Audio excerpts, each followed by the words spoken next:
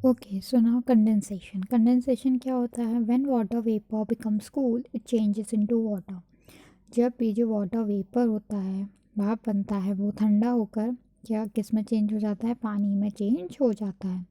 जब भी आपने देखा होगा, हम कोई भी चीज़ गर्म करते हैं या फिर हम पानी को बॉईल करते हैं, उसके ऊपर जब भी हम प्लेट रख देते हैं, तो जो वाटर वेपर होता है, इवेपोरेट होता है, तो फिर वो जो प्लेट है उसके ऊपर रुक जाता है, और वो प्लेट में जो पानी वाटर जो है वेपर होकर रुक जाता है। वो ठंडा जब होता है तो वो पानी की जब भी हम प्लेट हटाते हैं बॉइलिंग वाटर के ऊपर से, तो हमने देखा है जो प्लेट की सरफेस है उस पर पानी ठंडा होकर वाटर बन जाता है, ड्रॉपलेट्स आ जाती हैं उसमें। तो उस प्रोसेस को हम क्या बोलते हैं? कंडेंसेशन बोलते हैं। The process of water vapour changes into water is called condensation. जो प्रोसेस होती है वाटर वेपर की चेंज होने में, किस में? वाटर में जब चेंज होता है वाटर वेपर, उस प्रोसेस को हम कंडेंसेशन बोलते हैं। इस तरीके से वाटर ड्रॉपलेट्स फॉर्म होते हैं, कंडेंसेशन। या फिर जब भी आपने देखा है, हम फ्रिज में से बॉटल्स निकालते हैं पानी की, तो उस पर भी जो वेपर है वो कूल डाउन होता है और वाटर में चेंज होता है, तो उस पर भी ड्रॉपलेट्स बन जाती हैं। जब भी हम फ्रीज़र में से बॉटल निकाल कर बाहर रखते हैं, तो उस प्रोसेस को क्या कहते हैं? वाटर वेपर का वाटर में चेंज होना, उस प्रोसेस को कंडेंसेशन बोलते हैं। The amount of water vapour in the air is called humidity. जो भी पानी वाटर वेपर होता है हवा में, वो क्या होती है? ह्यूमिडिटी होती है, नमी होती है।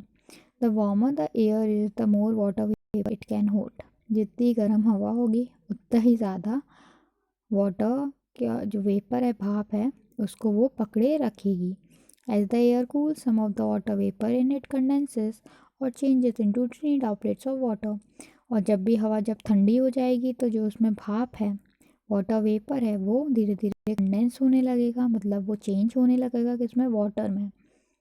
या फिर जो छोटे छोटे ड्रॉपलेट्स होते हैं पानी के, उसमें वो चेंज हो जाते हैं। How do we get rain? हमें बारिश कैसे मिलती है? मीन्स बारिश किस तरीके से होती है? Heat from the sun evaporates water. अभी हमने एवेपोरेशन पढ़ा था। जो हीट है सूरज की, वो पानी को एवेपोरेट करती है, भाप बनाती है। Warm air rises up. Warm air की वजह से जो भाप होती है वो ऊपर उठती है। गर्म हवा हमने पढ़ी थी कि वो हॉट होती है और वो राइज अप हो जाती है। Air cools as it rises. जब एयर ऊपर जाती है तो धीरे धीरे ठंडी होती है। And the water vapour in it condenses into tiny drops of water. और जो वाटर वेपर होता है, जो भाप होती है, वो ठंडी होती है, कूल डाउन होती है, और चेंज किस में होती है? पानी में चेंज होती है। Condenses into tiny drops of water to form clouds. और फिर क्या बनते हैं? टिनी ड्रॉप्स में जब वो कन्वर्ट होती है तो क्या बनते हैं? क्लाउड्स बनते हैं।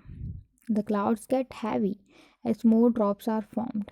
जब भी जो कंडेंसेशन है, वाटर वेपर जब कंडेंसेस में चेंज हो जाते हैं, तो जो क्लाउड्स हैं वो हैवी हो जाते हैं, क्योंकि उसमें बहुत सारा पानी भर जाता है।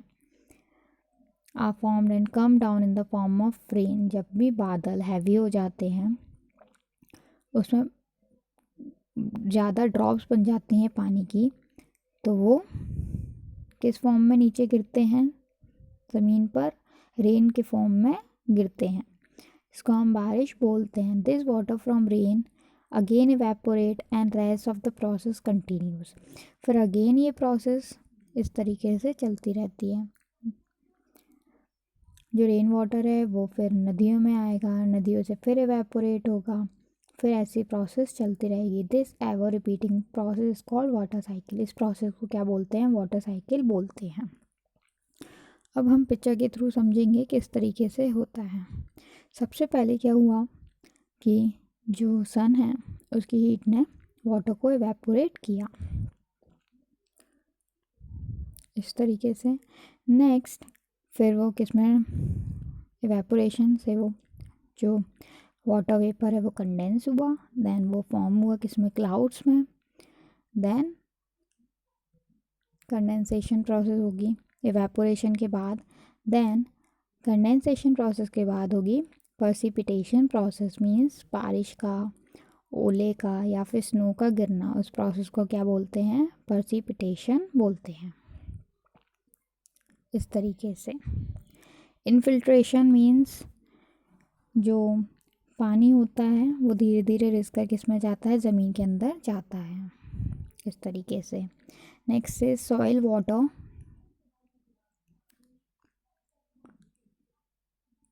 प्रेसिपिटेशन से क्या होता है? जो पानी है वो ज़मीन पर आता है, बहता है नदियों में एंड ओवरफ्लो हो जाता है कभी कभी।